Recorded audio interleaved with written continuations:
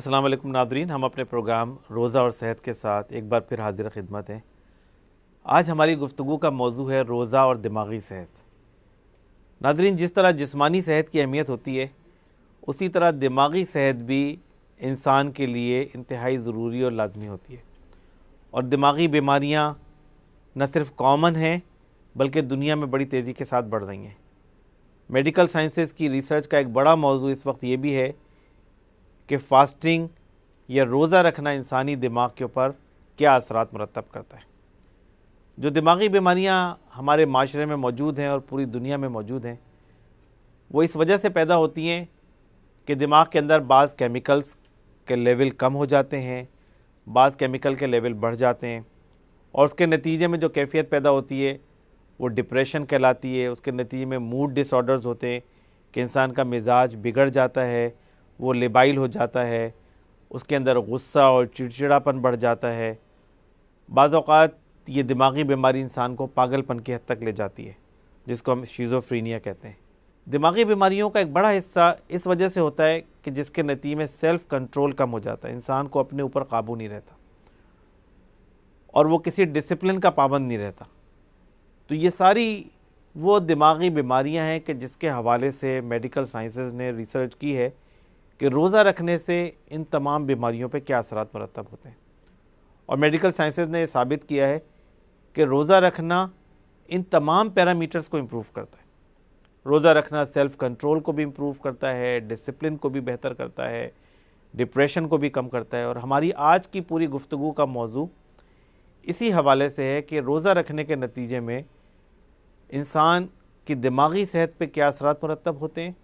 اور انسان کے دماغ کے اندر وہ کیا تبدیلیاں آتی ہیں کہ جس کے نتیجے میں اس کا رویہ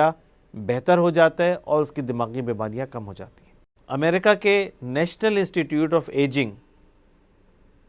نے فاسٹنگ کے حوالے سے بہت تحقیقی کام کیا ہے،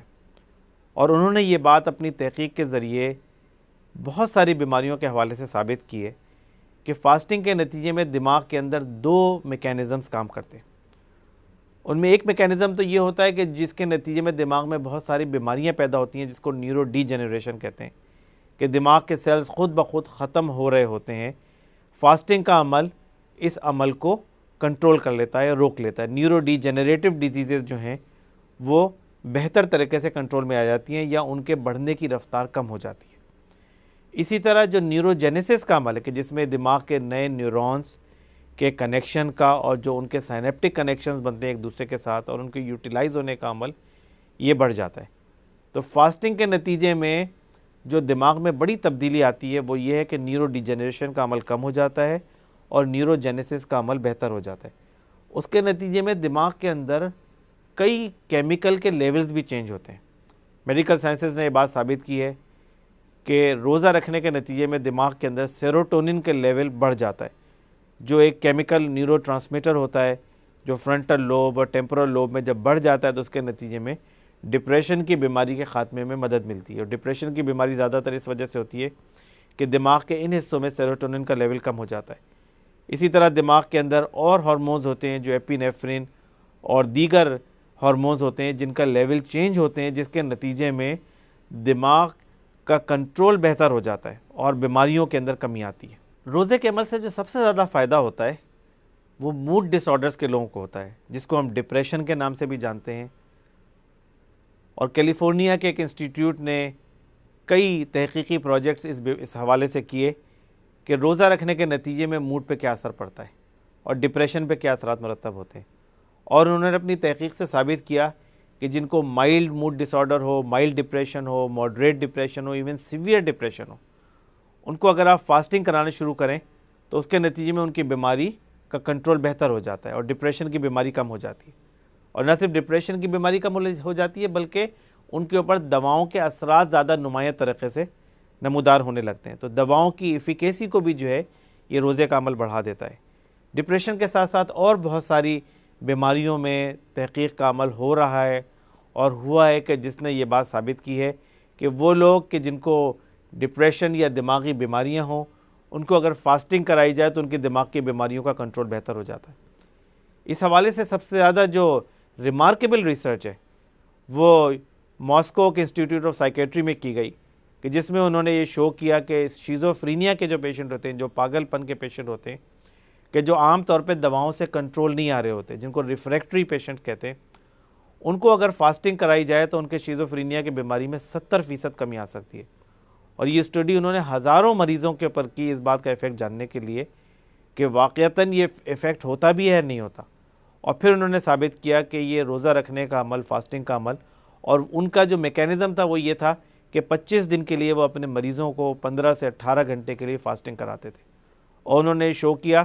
کہ یہ شیزوفرینیا کی بیماری 70% جو ہے کم ہو گئی ہے۔ اسی طرح امریکہ کے انسٹیٹیوٹس نے، بالخصوص یوٹا کے اندر جو اسٹڈیز ہوئی ہیں، انہوں نے یہ بات ثابت کی ہے کہ روزہ رکھنے کے نتیجے میں اعصابی کمزوری اور ڈپریشن اور انگزائٹی کی بیماری کے اندر کافی کمی آ جاتی ہے۔ بہت سارے لوگوں کو پینک اٹیکس ہوتے ہیں، انگزائٹی اٹیکس ہوتے ہیں، بار بار گھبراہٹ ہوتی ہے، ان کا دل گھبراتا ہے۔ روزہ رکھنے کے نتیجے میں اس انگزائٹی اٹیک کے اندر اور پینک اٹیک کے اندر کمی آ جاتی ہے۔ روزہ رکھنے کے نتیجے میں جو بائی پولر ڈس آرڈرز ہوتے ہیں، کہ جن کا موڈ بہت جلدی سے چینج ہوتا ہے، جو کبھی ڈپریشن ہو جاتا ہے یا جن کو کبھی ہائپر والی کیفیت ہو جاتی ہے، تو روزہ اس بائی پولر ڈس آرڈر کو بھی کنٹرول کر لیتا ہے۔ اور جو لوگ مینک ہو جاتے ہیں، مینیا ایک بیماری ہے دماغ کی، کہ جسم کے نتیجے میں دماغ ہائپر ایکٹیو ہو جاتا ہے، یہ روزے کا عمل جو ہے فاسٹنگ اس کو بھی کنٹرول کر لیتا ہے، اور دماغ کے ٹرانسمیٹرز کے لیول کو اس طرح کنٹرول کرتا ہے کہ وہ ہائپومینیا اور مینیا بھی جو ہے وہ ایک نارمل موڈ کے اندر تبدیل ہو جاتا ہے۔ اور یہ رمضان کا مہینہ ایک ایسا ماحول پیدا کرتا ہے، ایک ایسی سوشل انوائرمنٹ پیدا کرتا ہے کہ جس کے نتیجے میں انسان کے لیے سیلف کنٹرول کرنا آسان ہو جاتا ہے۔ روزہ ایک مشکل عبادت ہے، ایک مشقت والی عبادت ہے۔ صبح میں اٹھنا، صبح سے شام تک بھوکا پیاسا رہنا، اور اپنی ڈائٹ کو اور اپنی غذا کو، نہ صرف غذا اور ڈائٹ کو بلکہ اپنے جسم کے تمام اعضاء کو کنٹرول کرنا، اپنی نگاہوں کو، اپنے خیالات کو، اپنے جتنی چیزیں ہمارے سامنے آتی ہیں، ہمارے کانوں میں جاتی ہیں، ان تمام چیزوں کو جو کنٹرول کرنے کی ایک فرد کوشش کرتا ہے روزے کی حالت کے اندر، یہ وہ کوشش ہے کہ جو اس کی دماغی صحت کو بہتر بناتی ہے۔ اور جتنے بھی دنیا میں دماغی صحت کی حوالے سے ریسرچ کرنے والے لوگ ہیں، وہ یہ بات کہتے ہیں کہ دماغی صحت کے بہتر ہونے کا تعلق ہی اس بات سے ہے کہ ایک فرد اپنی دماغی صحت کو بہتر بنانے کی اس طرح کوشش کرتا ہے، کس طرح وہ اس بات کی ایفرٹ کرتا ہے کہ اپنی باڈی کو، اپنے دماغ کو، اپنے معاملات کو کنٹرول کیا جا سکے، اپنے ذہن میں آنے والے خیالات کو، اپنی نگاہوں کو کنٹرول کیا جا سکے، اپنی غذا کو اور اپنی عادات کو کنٹرول کیا جا سکے۔ اگر کوئی فرد یہ کام کر سکتا ہے تو وہ اپنی دماغی صحت کو بہت بہتر بنا سکتا ہے۔ اور روزے کا عمل بالخصوص دماغی بیماری کے لوگوں کے لیے یا جو ذہنی بیماری میں مبتلا ہیں، ان کے لیے ایک ایسا موقع فراہم کرتا ہے، ایک ایسا ماحول فراہم کرتا ہے کہ جس کے نتیجے میں وہ نہ صرف اپنی بیماری کو بہتر بنا سکتے ہیں بلکہ اپنی بیماری کو بہتر بنانے کے ساتھ ساتھ اپنا جسم اور دماغ کے اوپر ایک ایسا کنٹرول حاصل کر سکتے ہیں کہ نہ صرف اپنے لیے بلکہ پورے معاشرے کے لیے ایک بہترین اور مفید فرد بن سکیں۔ آج کی ہماری گفتگو روزے اور دماغی صحت کے حوالے سے تھی۔ ہم انشاءاللہ اپنے آئندہ پروگرام میں اگلے موضوع کے ساتھ حاضر خدمت ہوں گے۔ اجازت دیجیے، اللہ حافظ۔